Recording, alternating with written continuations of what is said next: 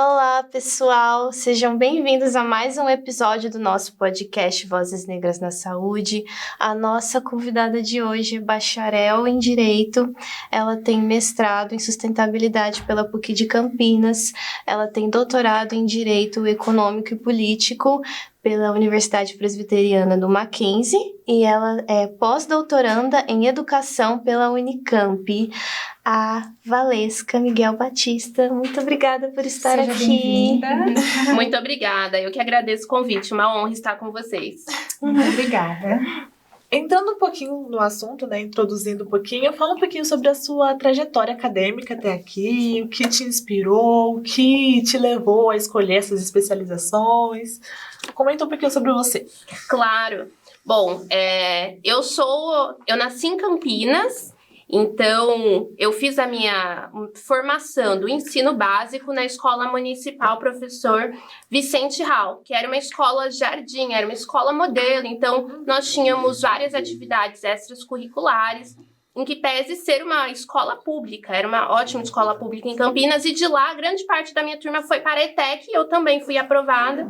Eu fiz técnico em Química na ETECAP, e lá nós sempre já somos instigados. Eu fiz o médio integrado com técnico em Química e somos instigados a pensar já no vestibular. Então, quando eu já estava nas vezes de concluir o ensino médio, eu fiz o Enem, consegui uma ótima nota. Dentre tantas opções, eu coloquei o Direito na PUC Campinas, a qual eu tive bolsa integral 100% ProUni pela PUC, que ainda era lá no Pátio dos Leões. Então, aí eu concluí a minha graduação em Direito. E foi uma delícia, eu amei o curso, já consegui estágio, depois já fui contratada no escritório, e o meu trabalho de conclusão de curso, o professor me incentivou a utilizá-lo como projeto para o mestrado em sustentabilidade, porque o meu trabalho foi aspectos jurídicos do racismo no Brasil. Então, quando eu fui para o mestrado, eu apresentei Cidades Includentes, o dever da desguetização da população negra, Campinas, Brasil, e Cape Town, África do Sul. E a esse trabalho eu tive uma banca maravilhosa, formada pelo meu orientador, o professor Josué Mastrodi, pela convidada a professora Eliette Godoy, que é diretora da Faculdade de Educação hoje, e pelo ex-ministro de Direitos Humanos, o Silvio Almeida, que aí esteve aqui na qualificação também e na defesa. Quando eu fiz uma ótima defesa, deu tudo certo, a gente fica muito nervosa, né? Aí eu fui também instigada a seguir já para o doutorado, a qual eu fui aprovada em primeiro lugar na Universidade Presbiteriana Mackenzie com bolsa integral. Então, as políticas públicas de incentivo à educação é o que me nortearam até aqui, por isso eu acredito que a educação é capaz de transformar, mudar expectativas. Então, hoje, enquanto docente, eu falo que não há busca melhor do que uma educação de qualidade, e aí o pós-doutorado na Unicamp em Educação é a continuidade, um olhar agora para essa área de atuação junto com a advocacia. Nossa, um caminho assim bem estruturado, bem longo também, né? Mas com certeza cheio, rico em conhecimento. Com certeza. E na sua formação, em Direito e Sustentabilidade, como que ela contribui para compreender as desigualdades de gênero e de raça no contexto aqui na questão hospitalar? Não, faz todo sentido. Toda a trajetória, para a gente olhar o Brasil, a formação ela é muito específica, né? O Brasil ele tem a singularidade de estar pautado em 3 pilares, que é a escravidão, que é a desigualdade econômica ou a dependência econômica e o racismo estrutural. Então, com esses 3 pilares, a gente tem que... Isso se conversa com outra desigualdade estrutural muito profunda em todas as sociedades, que é o sexismo, é a violência contra a mulher. Então, desde da graduação, estudando as desigualdades, a gente vê que um dos fatores principais de reprodução de desigualdade é o próprio sistema capitalista, que, cumulado com as outras estruturas, levam a gente a pensar exatamente o que tem ainda mais acúmulo para essa desigualdade. Então, aí a gente pega todos os dados e a gente trabalha com dados que não são ideias da nossa cabeça, Sim. né? Que é a questão da raça. Então, o que é raça no Brasil? A raça é exatamente uma construção sociológica que inferiorizou tudo aquilo ligado à africanidade. E aí a gente pega as mulheres. Todas as mulheres no mundo sofrem algum tipo de violência pelo fato de serem mulheres, mas se acumula de acordo ao grupo a qual ela pertence, se é um grupo racializado com desvantagem, que no caso do Brasil são as mulheres negras e as mulheres indígenas. E aí é o que a Lélia Gonzalez já fala sobre a africanidade, né, pra gente olhar a América Latina. E isso fez com que eu olhasse as cidades, especialmente Campinas, no mestrado que eu estava estudando cidades includentes, a gente pega o plano diretor da cidade. Foi até uma época, em 2017, que estavam tendo discussões do plano diretor. E eu e uma colega apresentamos uma discussão sobre a desigualdade de gênero na cidade de Campinas, mostrando que as mulheres, e ainda mais olhando para a saúde, elas estavam, e mulheres negras, em bairros periféricos, em bairros em que tinham mais dificuldade de acesso aos bens e equipamentos públicos, inclusive o acesso à saúde, e por causa de toda a infraestrutura da cidade, acumulava com as desigualdades. Então, se ela tinha algum tipo de deficiência, uma pessoa com deficiência, as ruas não tinham acessibilidade. Se era uma mulher com um bebê no colo, e a gente vê que as mulheres são as chefes de família, ela saía, se tivesse com um bebê no colo ou no canguru, o risco de cair, ela e a criança, era mais elevada porque não tem infraestrutura. Você vê as filas dos atendimentos. E não é porque não querem atender, é porque está sobrecarregado e precisa de mais pessoas na área da saúde. A gente vê que são essas mulheres negras. E quando você vê meninas, né, adolescentes que também estão expostas a muita violência, são elas que vão buscar muitas vezes algum tipo de atendimento ou acolhimento por alguma violência, muitas vezes violência sexual que sofreram, ou nem sabem que aquilo foi uma violência sexual que lhe acometeu, porque a gente vê que na periferia, muitas vezes, a gente também tem, em alguns bairros, algum tipo de festas infantis que acabam reproduzindo violência sexual. Sim. Então, isso foi fatores que nos chamam a atenção. E como pensar uma política de cidade includente se a gente tem também que olhar as mulheres, a condição da periferia, a condição por que da periferia? Porque os bairros abastados já têm os centros e equipamentos públicos, né? Mas quando a gente olha lá, carece, e aí carece de tudo, cumula com a ausência de outras políticas. Sim. Considerando o contexto histórico, né, que aqui, aqui em Campinas, né, foi o último a ter a abolição da escravidão, e também considerando a literatura, você consegue ver a diferença entre esse contexto histórico e hospitalar aqui em Campinas, diferenciando de outras cidades, de outros estados? Então, eu não tenho esse estudo comparado, tá? Então, não vou dizer. O que eu tenho por dado é Campinas foi a última cidade a abolir a escravidão.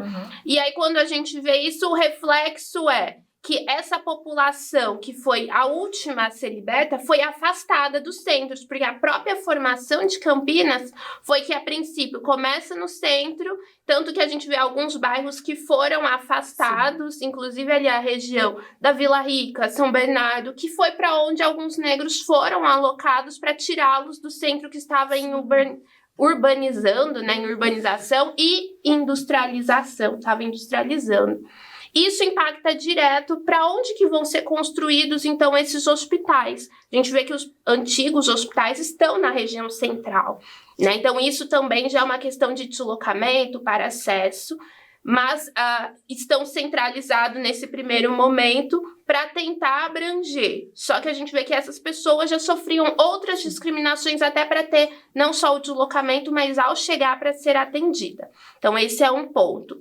Outra questão, né, das mulheres negras em Campinas, quando a gente olha os próprios livros mostrando Lélia Gonzalez, Beatriz Nascimento, a realidade de mulheres da saúde mental, esse não era um fator principal, ainda mais se eu olhar ao final, meados do século XX. Por quê? Porque a saúde mental ainda é uma questão a ser discutida hoje para ter a devido valor e importância. Se olhava antes com mulheres negras que acumulavam diversas atividades e a maioria com trabalhos braçais e domésticos, porque o racismo no Brasil colocou um lugar para o negro de subalternação. E isso faz com que ela também não tivesse nem o acesso a um possível e adequado tratamento em qualquer esfera. Né? Isso repercute de que forma? Isso repercute na forma com que ela ia ter ali a possibilidade de até saber que aquilo é um direito para ela lutar. E com isso as políticas tinham mais dificuldade de serem constituídas, porque quem tem o poder não tinha o olhar para essas mulheres subalternizadas. Então esse é um outro elemento, né? É a questão do poder.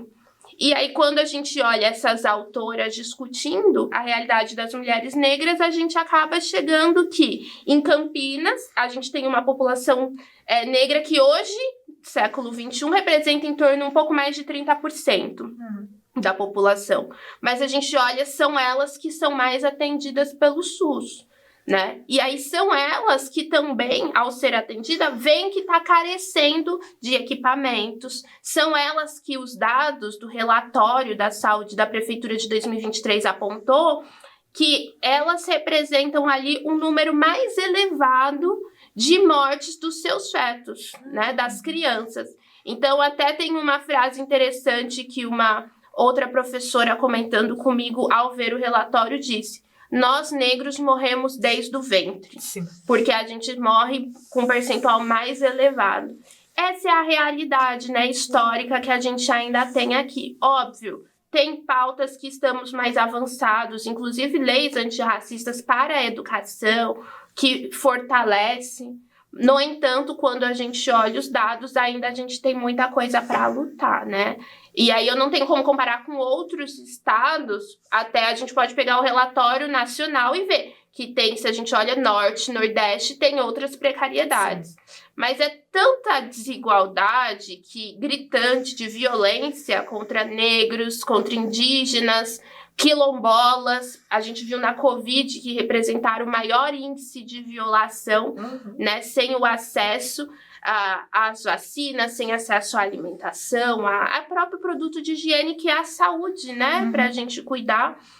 Isso faz com que a gente morra muito mais pela falta. Então, a saúde não é só o nosso tratamento, é todo esse acesso ao saneamento básico, infraestrutura, é uma política completa. Que aí você até perguntou onde que tem isso? Na legislação. A legislação brasileira é rica nesse aspecto.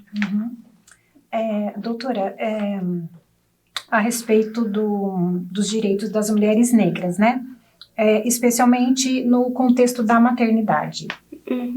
Qual a sua visão sobre isso? Perfeito. Olha, a gente tem no Brasil, a Constituição, ela diz que o racismo é um crime imprescritível e inafiançável. A gente tem a lei que é o Estatuto da Igualdade Racial, que é a Lei 12.288 de 2010. O artigo 6º diz: toda a população negra tem direito fundamental à saúde. E lá tem dispositivo específico sobre a saúde da mulher negra, que junta com a política de atenção integral à saúde da mulher com a política de atenção integral à saúde da população negra.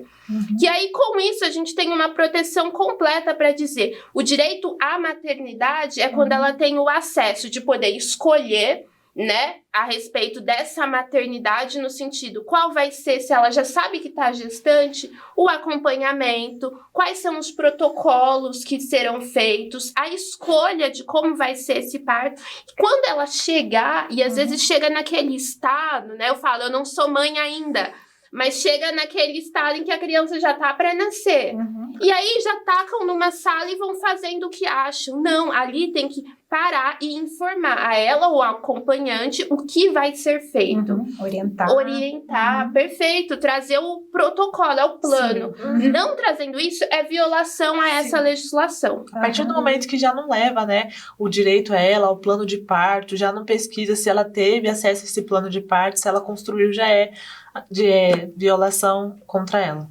Com certeza. E aí é uma violação pelo fato, né, de ser uma mulher negra que talvez nem sabe, muitas mulheres nem sabem, é bom que vocês estejam aqui falando isso, que tem esse plano de parto que ela constrói durante o período gestacional. E isso é um direito. A violação não é só uma violação pela nossa lei nacional, internacional, são os Objetivos para o Desenvolvimento Sustentável. O ODS 5 fala igualdade de gênero e proteção às mulheres, à maternidade, às meninas, dentro dos estados que aderiram a esse objetivo.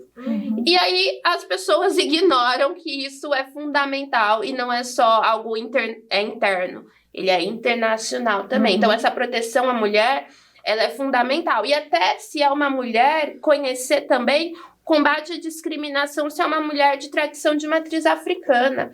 O ritual da gestação, a importância do útero para essa mulher tem outro valor, tem um significado religioso. E que se está no plano de parto, né, ela vai saber, o médico, a enfermeira, os técnicos, e tem que ser protegido. E, inclusive, depois, na continuidade dessa possibilidade, é também naqueles casos em que vê que a mulher, ela talvez não vai poder ter filhos. O cuidado com esse útero, o porquê que significa um tratamento, né? Quando a gente fala dos cânceres, né, de útero, de mama, que afeta essa mulher, a gente vê o porquê que tem um impacto diferente. E se ela é de tradição de matriz africana, tem que observar as peculiaridades, né? E isso muitas vezes não é feito, nem com, né, suas práticas, seus rituais religiosos. Isso se aplica às demais religiões também. Com certeza. Nesse sentido, né, das mulheres que não conseguem conceder um filho, a gente viu muitas reportagens, a gente vê também muitos artigos falando que as mulheres, muitas vezes, no momento em que ela vai se dirigir a um médico, a uma enfermeira, eles tratam ela, tipo assim, com um total descaso. Você nunca vai poder ter um filho e é isso. Tipo, não confortam ela. Porque no momento, às vezes era o sonho dela de ser mãe. Às vezes era um sonho dela ter uma gestação. E simplesmente só joga, você nunca vai poder ter um filho, ser outro assim, assim, assado e acabou. A doutora acha que isso, talvez, que a Letícia está falando, pode ser questão socioeconômica, classe social, uma mulher negra de baixa renda e uma mulher negra de classe média. A doutora acha isso diferença? Perfeito, ótima pergunta. Tanto o racismo quanto o sexismo, eles são extraeconômicos. Ou seja, eles não importam, não estão vendo a cor, a condição, o valor bancário, né? O que você tem na sua conta. Eles estão vendo, no caso do Brasil e das mulheres, né? Estão vendo qual é o seu estereótipo e qual é o seu fenótipo. Então, você é uma mulher negra antes de ver qual é a sua renda. Então, essa discriminação, especialmente de acesso, né, à saúde, não ser ali, de algum modo, desprezada no atendimento, porque não é só o não toque, mas também a falta de orientação e informação, isso se dá com a população negra. E por quê? Com o imaginário de que não tem capacidade para entender, com o imaginário de que não precisa saber, porque a gente vai ali tentar, no máximo, tratar aquela dor, ou aguenta e não vamos dar anestesia, não vamos fazer o devido socorro. E isso independe se ela é de uma classe alta ou de uma classe baixa. O que acontece é que a mulher negra, com uma condição social mais abastada, talvez ela tenha recursos e mecanismo, inclusive, para exigir o cumprimento. E o não cumprimento, ela tem recursos para poder ali, às vezes, conseguir dar andamento em uma denúncia, né, de violação, porque a denúncia é a formal na delegacia, mas todos os hospitais têm que ter também a possibilidade de denúncia anônima frente à violação que sofreu. E isso, se ela tem uma renda mais elevada, ela talvez tenha mais recursos e conhecimento para fazer. As mulheres de baixa renda ficam ainda mais expostas. E aí a sua pergunta inicial até é o acúmulo de opressão, que é a interseccionalidade. É o quê? Ser mulher, negra, pobre, moradora da periferia. E aí, se a gente for uma mulher negra, pobre, moradora de periferia, trans, né? E aí, isso tudo, pessoa com deficiência, são causas acumulativas de opressão que levam ainda mais à violência. E ainda mais na área da saúde, né? Porque é tanto que a gente fala, vou ao médico, você põe a melhor roupa, né? Você porque é uma forma de blindar. E tem esse imaginário. Mas se acontece, né, cai na rua, a gente até fala, se cai na rua, até as suas roupas de baixo tem que estar bem organizadas, porque vai saber Então tem esse mito, mas que se chama código de sobrevivência. A minha avó sempre me falava isso. Minha mãe também. E isso é para sobreviver, para não sofrer violência. Essa é, dentre outros códigos que a população negra tem de sair com documento, não sair... Vocês nunca vão me ver de chinelo aqui na PUC, exceto se a gente estiver lá na piscina fazendo atividade. São códigos de sobrevivência. E para a área da saúde, é isso. Mas imagina aquela pessoa que já está marginalizada. Chega ao centro de saúde com as condições que tem. E é julgada exatamente por causa das... E isso acumula, independente da renda, né? E é muito triste ver que isso impacta até os exames que vão ser solicitados, o procedimento, né, que vai ser feito. Isso é a discriminação e é contrária à política que o Brasil adotou. Ainda mais em 2017, com o reforço do protocolo de identificação racial em todos os hospitais.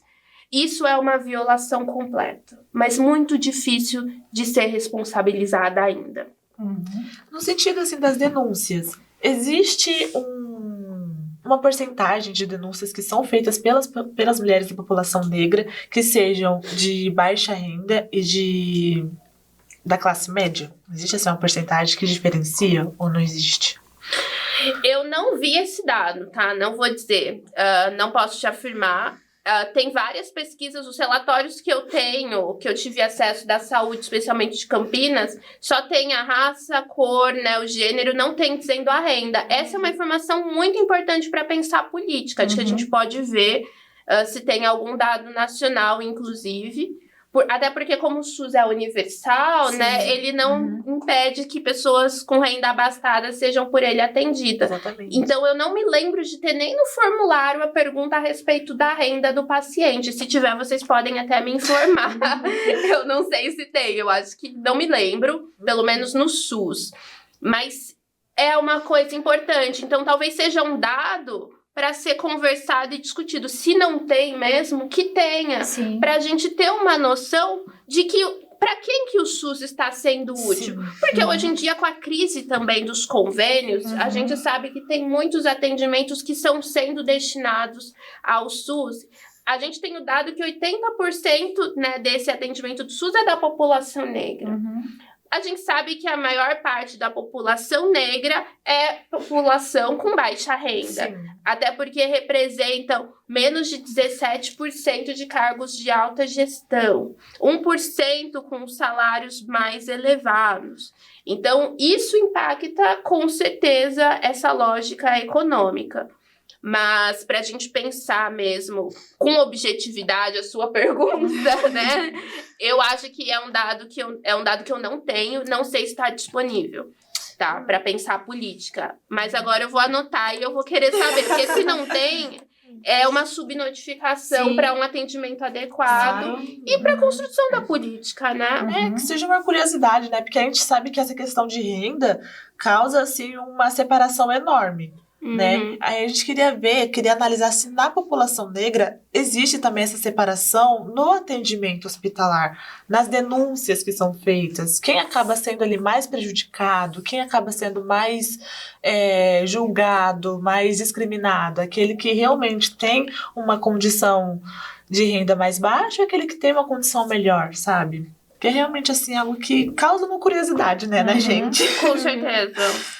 Eu até tô vendo aqui o dado da última palestra que eu dei, pegando exatamente, mas sobre a desigualdade das mulheres negras, né, para esse atendimento, não sobre a renda. Qual com toda a sua formação acadêmica, qual que é o papel da educação na transformação dessa realidade? Como que você vê que a educação, além da sua vida pessoal, mas tipo assim, no contexto geral, com toda a população, como que isso ajudaria a diminuir essa questão da desigualdade, do preconceito, principalmente no atendimento hospitalar? Perfeito. Não, a educação é um dos primeiros caminhos. A gente fala que, por que da educação? Porque as pessoas precisam, nós negros, pessoas que são negras, não são elas que praticam, né, reproduzem com naturalidade o racismo. E não fomos nós que o criamos, né? Nós somos ali pessoas que sofrem essa violência constante, vítima, né? E é internalizada por causa da violência. Então, a gente tem alguns aspectos. A educação vai servir para conscientizar essa população que é vítima de quais são os recursos hoje legais possíveis, mas também de forma a se fortalecer de quais os enfrentamentos políticos, né, e sociais a serem feitos. Então, não é todo o caso que você vai levar à delegacia, senão todo mundo estaria preso, né? Então, a gente tem que ver as estruturas internas de onde você está, o que é possível. A educação vai permitir com que você esteja ali também letrado o suficiente, quando você não é uma pessoa negra, uma pessoa branca, a identificar práticas discriminatórias e não reproduzi-las. E se reproduzir, ali, a partir daquele rompimento da formação, de saber que aquilo lá está causando dano e lesão e reproduzindo exploração. Porque o racismo é uma tecnologia de poder e o sexismo também de reprodução de exploração e desigualdade. Então, a educação é para impedir, esse é um mecanismo.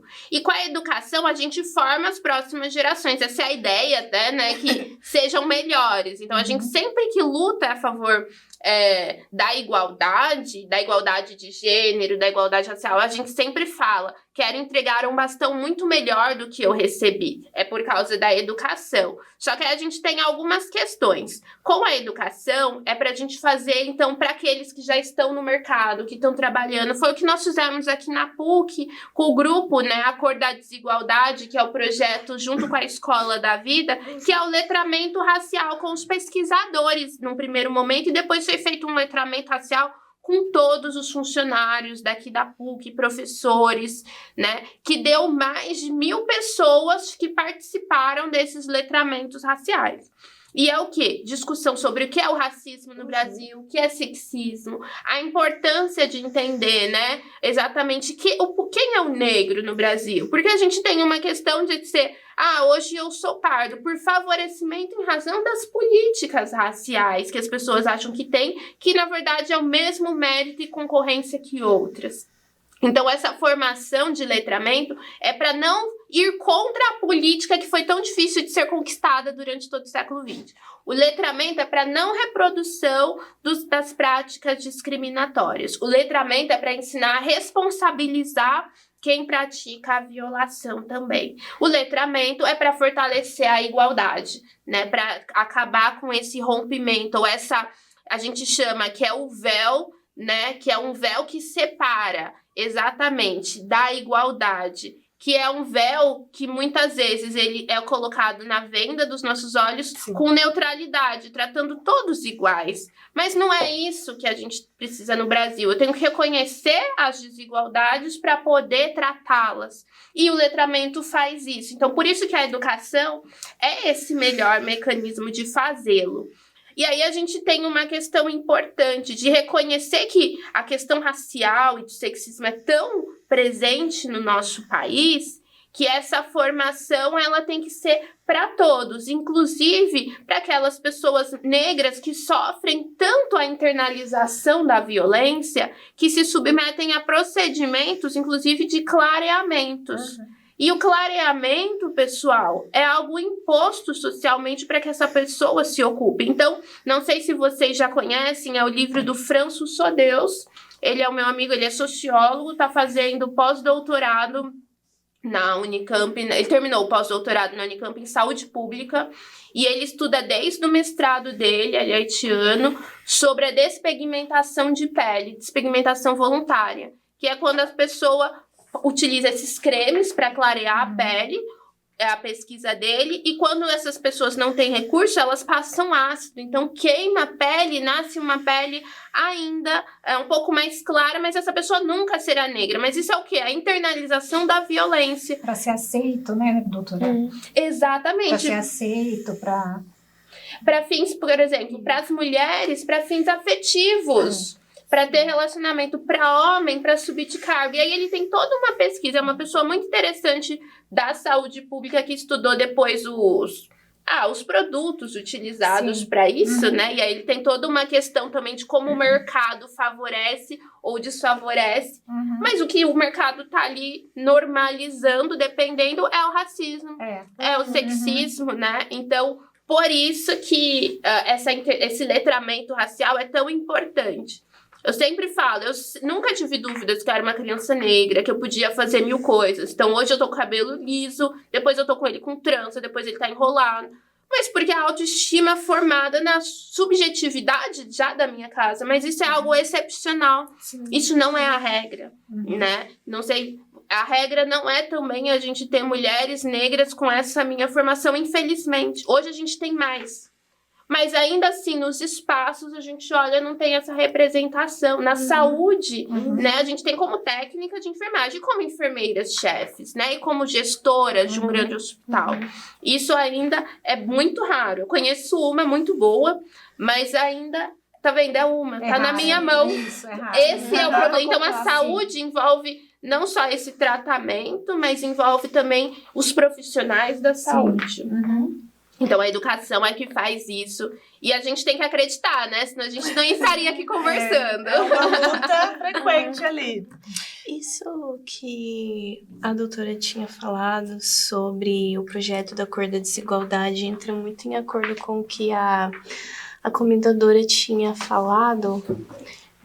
Que a Lê tinha perguntado alguma coisa sobre o papel do ensino superior nessa questão do combate do racismo, e a comentadora falou que é isso de ocupar lugares, né? A gente tem agora o Centro de Estudos Africanos e Afro-Brasileiros, que oferece muitas oportunidades da gente poder participar de debates.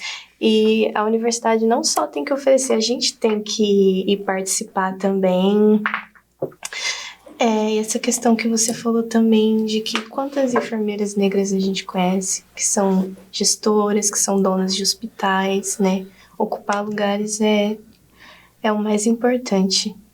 Com certeza, com certeza. Acho que a PUC ela foi inovadora, né, com a inauguração do Centro de Estudos. Isso é uma postura já que a gente coloca, né? A PUC firmou esse pacto antirracista ao implementar o Centro de Estudos, depois com todos os projetos desenvolvidos, especial na pertinência do tema de vocês, que é o projeto A Cor da Desigualdade, que trouxe esse letramento racial a alguns médicos pesquisadores, que trouxe projetos, né, de extensão, curricularização na extensão sobre a identidade afro-brasileira, sobre a população negra, sobre a importância da alimentação com as religiões de tradição de matriz africana. Isso é algo que a PUC já está oferecendo, mas aí os outros professores, os alunos têm que vir e tomar posse de tudo isso. Porque se a gente só oferece e ninguém aparece, uma hora se perde. Sim. Então, é a continuidade. Então, a gente planta uma sementinha e aí vocês já estão trazendo, né, um podcast com esse debate enquanto PUC. Aí vem outro grupo fazendo outros projetos de pesquisa e é isso que faz a movimentação. Então, já não sou eu, não é a comendadora, não é a outra equipe que está trabalhando. É o movimento, né, dentro da estrutura institucional e externa, tensionando para que isso não pare, que dê continuidade. Então, isso é muito importante, com certeza. Falando no sentido de ter apenas, que você conhece, uma enfermeira que é negra, é chefe. Nesse sentido, como que, na sua visão, a formação de profissionais na área da saúde pode contribuir para o debate no racismo obstétrico? Total. Não, assim, não tem como a gente pensar. Nenhuma questão no mundo, especialmente no Brasil, pode ser pensada sem a questão racial e sem olhar o sexismo. Eu acho que isso é estrutural, tem que ser pensado em todas as áreas. Sim. Quando a gente olha para a saúde, especialmente, né, para essa formação, é fundamental. Eu estava discutindo até numa aula que eu estava dando do mestrado, no sábado, e uma dos nossos alunos discutiu de um caso em que teve o processo contra o hospital e um processo contra o médico, em primeira instância, que é quando você distribui o processo. E aí, a acusação era que essa senhora, que estava gestante, ela foi ter o exame de toque para ver se já ia nascer a criança ou não. E aí, quando teve esse procedimento, o médico a tocou inadequadamente e teve uma forte dor. E ele ainda falou, nem parece que tá grávida. E aí teve outros tipos de fala violentas, não vou reproduzir, né?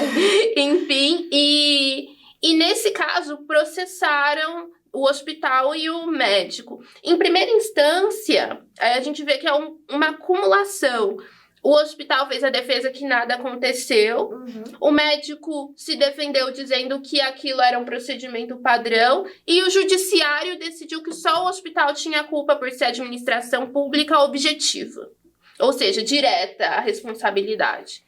Chegou em segunda instância, a gente vê uma pessoa de baixa renda não fez o recurso contra o médico, só que é pelo histórico que se apresenta, que teve outros casos de violência. E aí, imagina se a gente tem um letramento racial de toda a equipe médica que poderia contribuir com uma denúncia formal contra esse médico que reproduziu. E aí se acumula, né? Se é uma mulher negra, como que é feito? Se é feito a devida medicação para todas. E a gente sabe que aí os dados até de Campinas revelam, as mulheres negras é a que tem mais perda das suas crianças. Sim. Que nascem sem vida, é a mulher negra.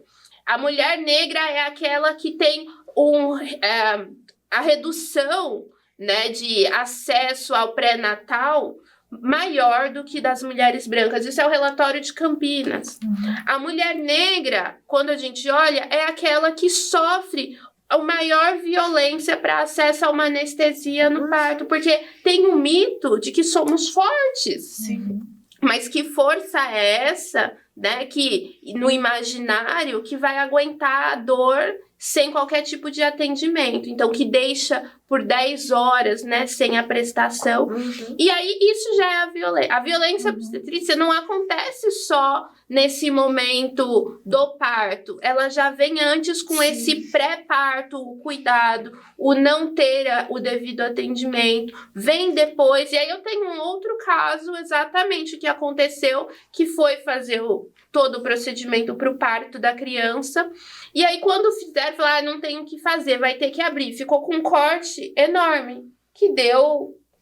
não cicatrizou direito, né? Tem nome. Decência. É decência que chama? Não me recordo. Mas que fica aquela cicatrizes, né? Sim.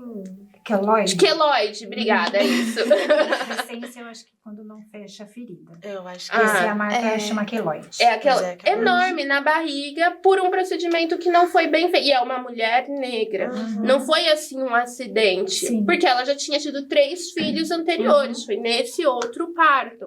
A gente tem um caso em que a mulher negra chegou com indicação do centro de saúde para ter para ser atendida. Sim, porque a pressão estava alta. Estava de 5 meses, a pressão estava alta. Chegou no hospital, o que aconteceu? Deram um remédio e não fizeram o exame para ver se a criança estava bem, se ela estava melhor, mandaram embora. 2 dias depois, falecimento da criança. Essa é a realidade de muitas mulheres negras. E eu tô falando de Campinas, né? Que é uma região metropolitana, em tese com muitos centros. Tanto que o centro de saúde, até falei na palestra lá na PUC, fez um ótimo serviço. Acolheu, atendeu e mandou para o hospital maior, que podia dar continuidade.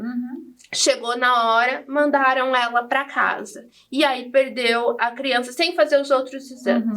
Isso tudo faz parte da violência, porque gera trauma. E aí a gente vê que o acúmulo do racismo, do sexismo, porque isso acontece pelo fato dela ser mulher, né? E aí suportar a dor, ser mulher negra, né? Ou ser alvo de violência pelo fato de ser mulher, que é a violência de gênero, né? Que acontece e a gente tem subnotificações, porque muitas mulheres não querem se expor, acha que às vezes elas são culpadas por aquele processo. E o sexismo faz isso, culpabiliza as vítimas.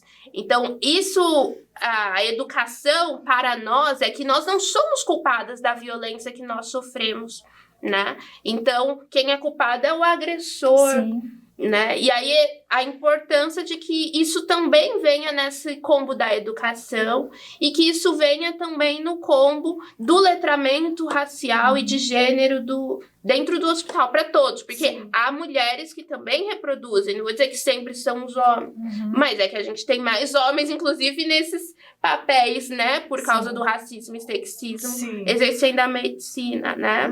E aí depois a gente tem um número mais elevado de enfermeiras, e a gente vê que aí tem mais representatividade com mulheres negras, mas a gestão não é das mulheres ainda. Então, são dados que a gente precisa estar sempre atualizando, inclusive porque isso vai causar e pensar o que fazer. A política, além de pensar em mecanismos de cuidado, tem que pensar nessa educação. E a violência obstetrícia é isso, né? Ela é o globo. E traumatiza não só o grupo, que aí eu acho que é o trabalho do serviço social, é a família, né? A continuidade, porque às vezes um trauma aqui vai repercutir na formação familiar e, né, fica amplo.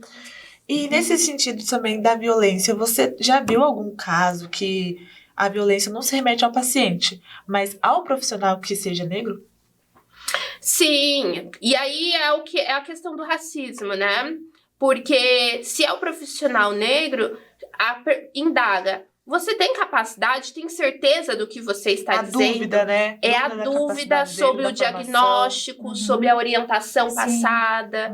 Ou, às vezes, não deixa nem tocar. Então, já conheço relatos de enfermeiras, né, de técnicas também, negras, que foram fazer o devido atendimento e o paciente falou, não quero ser atendida por você, não me toca, né?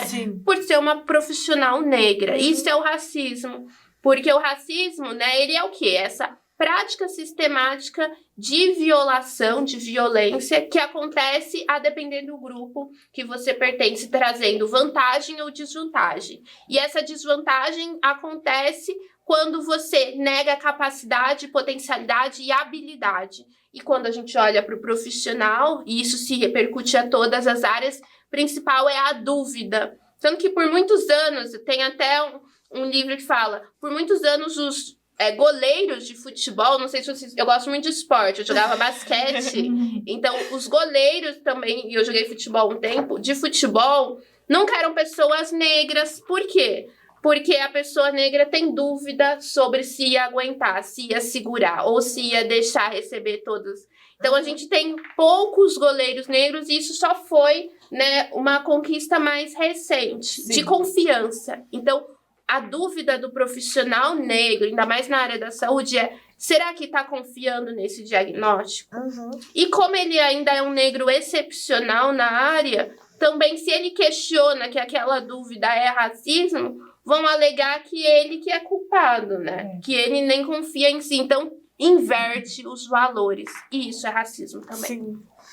Bom, uma última perguntinha aqui agora, pra gente fechar o tema. Quais são os principais caminhos na pesquisa e na ação que você acredita que são promissores para um futuro melhor na questão da igualdade racial, igualdade econômica? Porque a gente conseguiu ver, né, tivemos assim uma visão muito mais ampla, que a questão do racismo não tem assim, questão de profissão, porque qualquer um sendo negro vai sofrer racismo. Não tem questão assim de questão econômica, porque independente se ele é rico, se ele é pobre, vai sofrer algum preconceito, né, alguma discriminação. Então, quais são os caminhos na pesquisa, nas nossas ações, que a gente pode fazer com que, de repente, tenha assim uma situação melhor, um mundo melhor pra gente?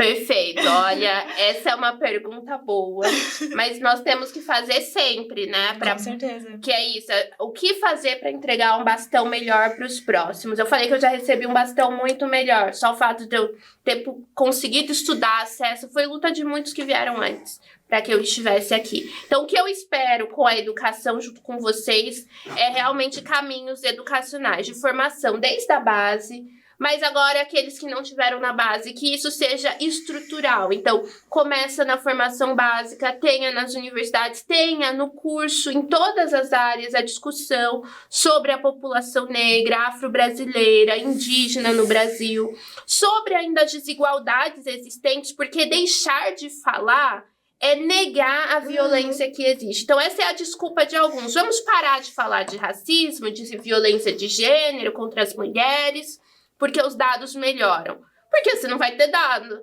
Então, tem que falar para a gente encontrar caminhos. E aí, além da educação, são essas políticas efetivas, materializadas. Então, a gente tem ambos os pactos, né, a respeito da saúde integral da mulher, da saúde integral à população negra. Cadê ele materializado? Então, a gente acabou de pegar dados que a gente precisa construir. Então, todo mundo está seguindo o protocolo de identificação étnico-racial. Todos ali têm o dado e tem um canal de denúncia no caso de violência, de racismo, sexismo, outras desigualdades ou, né, intolerâncias correlatas. Nós temos ali a materialização do atendimento para a população negra humanizado. E se for de tradição de matriz africana, tem o devido cuidado, e das meninas, né, que são maioria de meninas negras, periféricas, elas têm ali o acesso, inclusive a métodos, né, preventivos, a conhecimento de métodos preventivos para evitar uma gestação na adolescência, saber o que é um estupro, muitas vezes de vulnerável, para o autocuidado e para poder se socorrer dessa violência.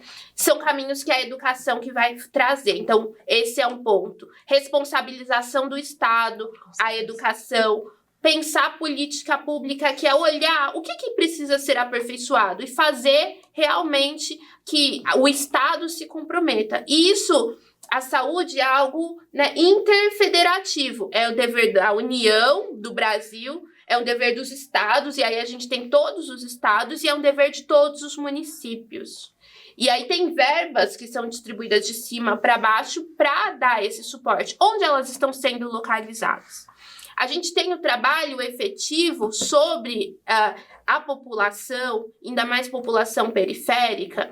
Então, e quando a gente olha a saúde, quais os métodos preventivos para que a pessoa não caia no hospital morrendo, né? Sim. Que ela tenha esse cuidado da saúde. E aí vem a saúde bucal, que aí daria um outro tema bem legal para debater, que é a respeito do cuidado também da higiene, que antes as escolas municipais tinham toda uma rede de formação a respeito da saúde bucal dessas crianças. Isso está dando continuidade? Então, são caminhos para a gente pensar a igualdade. Mas isso são mecanismos de enfrentamento que tem que ser imediato. A gente não pode aguardar mais 100 anos para que isso aconteça. E aí é o que a gente tem que saber votar bem, saber entender a política de Estado e principalmente de governo, né?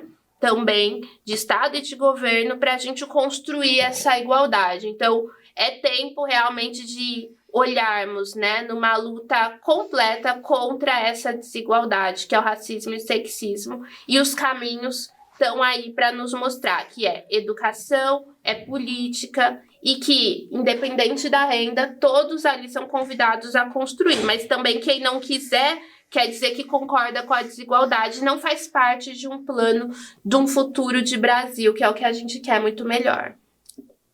Muito obrigada. Adorei essa resposta. Que não é uma resposta. Não, mas foi perfeito, assim, disse tudo. Muito obrigada de verdade pela sua presença e pelo seu tempo de estar aqui com a gente no nosso podcast. Obrigada, doutora. Obrigada a todos que nos seguiram até aqui. Obrigada a todos. Muito obrigada, doutora. Sigam a gente no Instagram, @Vozes Negras na Saúde. Sigam a gente no YouTube. Até a próxima, pessoal. Obrigada. Tchau, tchau.